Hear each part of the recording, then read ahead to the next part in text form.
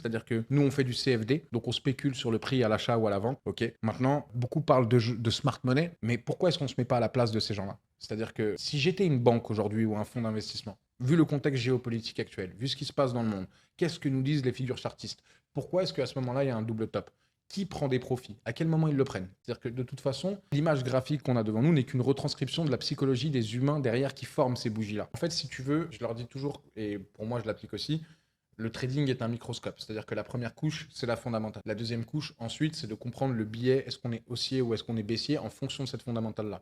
Et après, il faut comprendre que le marché est fractal et mathématique, c'est-à-dire qu'il va falloir trouver des entrées en contre-tendance pour accompagner la tendance. C'est-à-dire que Ouais. si, par exemple, en H1, M30, H4, on a une confirmation haussière, comment est-ce qu'on trouve notre bonne bougie M1 ou M5 pour pouvoir rentrer justement dans ce buy limit ou dans ce sell limit pour pouvoir accompagner le mouvement au moment le plus avantageux pour nous. Et je leur dis aussi un truc, si 9 traders sur 10 sont perdants, c'est pas parce qu'ils sont nuls, c'est parce que des fois, beaucoup de choses qu'on nous dit, il va falloir les régler. C'est les paramètres qu'on a sur TradingView et tout, Ouais.